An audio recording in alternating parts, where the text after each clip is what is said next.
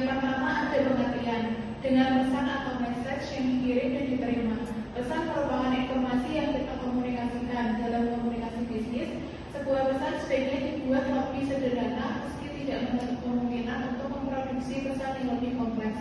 Pesan yang lebih kompleks menyarankan lapisan-lapisan informasi yang dibangun satu demi satu agar pesan tersebut dapat diterima dan dipahami secara efektif. Kemudian bahasa atau language sangat mempengaruhi efektivitas pesan. Selanjutnya pentingnya bahasa dan pesan. Bahasa memiliki peran yang sangat penting karena merupakan suatu sistem yang berfungsi untuk menciptakan dan bertukar makna antara satu orang dengan orang lain.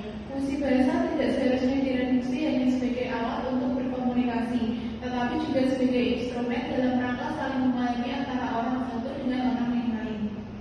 Selanjutnya ada 3 jenis pesan dalam komunikasi bisnis. Yang pertama ada pesan utama, pesan sekunder atau pesan bantu.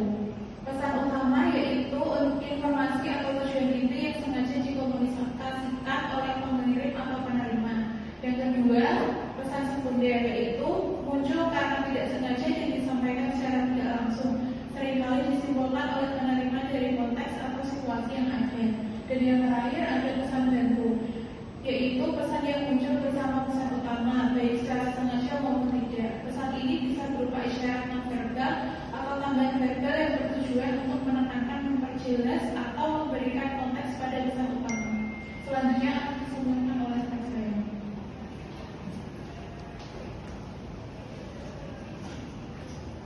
Oke, selanjutnya yaitu apabila menyampaikan sebuah pesan. Yang pertama ada statement atau pernyataan atensi. Yang kedua ada introduction atau pendahuluan. Yang ketiga ada kunci atau inti pesan. Yang keempat ada conclusion atau kesimpulan. Dan yang kelima ada residual message atau pesan residu. Selanjutnya adalah 3 jenis gaya tulisan dalam komunikasi tertulis. Yang pertama ada kolokwial, yaitu bahasa atau percakapan sehari-hari, merupakan gaya tulisan dalam komunikasi informal. Gaya tulisan semacam ini berbeda dengan bahasa bisnis standar yang umumnya digunakan secara formal. Bahasa percakapan seringkali menggunakan ekspresi, dialek, dan bahasa yang cenderung lokal atau daerah, seperti khas Betawi, Jawa, Sunda, Batak, atau British style, American style, dan sebagainya. Yang kedua ada casual. Gaya bahasa casual berupa kata-kata dan ekspresi sehari-hari dalam konteks kelompok yang sudah dikenal dekat atau yang grup konteks, seperti percakapan dengan keluarga, saudara, atau teman dekat, atau close friend. Penekanannya adalah pada interaksi komunikasi itu sendiri dan tidak cocok dipraktikkan dalam budaya komunikasi yang cenderung hierarkis atau terdapat stratifikasi sosial dan individu yang berkomunikasi. Yang ketiga ada formal. Dalam komunikasi bisnis, gaya tulisan yang paling sesuai adalah menggunakan bahasa formal. Bahasa formal lebih menunjukkan ekspresi profesional dengan menaruh perhatian terhadap etika protokol dan penampilan. Oke, selanjutnya adalah sikap yang perlu dibangun oleh penerima pesan. Yang pertama ada deskriptif. Sebaiknya kita jelaskan apa yang telah kita amati dari hal yang sudah disampaikan oleh pembicara, bukan memberikan penilaian terhadap presentasi yang sudah dilakukan oleh pembicara. Yang kedua ada spesifik, yaitu sebaiknya kita memberikan informasi yang cukup kepada pembicara agar ia dapat meningkatkan presentasi berikutnya. Yang ketiga ada positif, yaitu mulailah berkomentar positif dengan memberikan saran, perbaikan, dan dialih dengan komentar positif. Yang keempat ada konstruktif. Sebaiknya kita memberikan saran khusus untuk perbaikan ketimbang hanya memberitahu pembicara bahwa apa yang dia lakukan adalah salah. Yang kelima ada sensitif, yaitu gunakanlah bahasa yang bijaksana dalam memberikan umpan balik.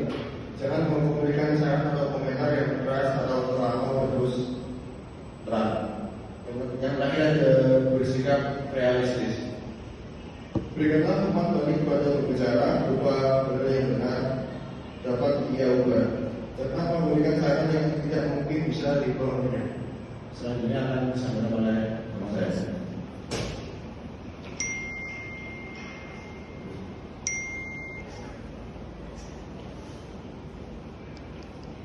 Beberapa bentuk komunikasi non nonverbal.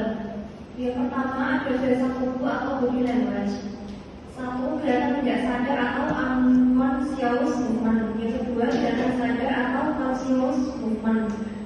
Ada bahasa paragraf. Bahasa paragraf merupakan aspek nonverbal dari kata-kata yang diucapkan, mencakup kualitas suara, cara kita menggunakan suara, serta yang kita buat tanpa menggunakan kata-kata. Next. Prinsip-prinsip komunikasi nonverbal yang dikemukakan oleh Scott Ankling dan Murray Goldman. Yang pertama, komunikasi nonverbal berpikir mengalir. Yang kedua, komunikasi nonverbal bersifat cepat. Yang ketiga, komunikasi nonverbal bersifat universal. Yang keempat, komunikasi nonverbal adalah kunci hubungan antara pembaca dan audiens. Sekian, terima kasih. Apakah ada yang bertanya?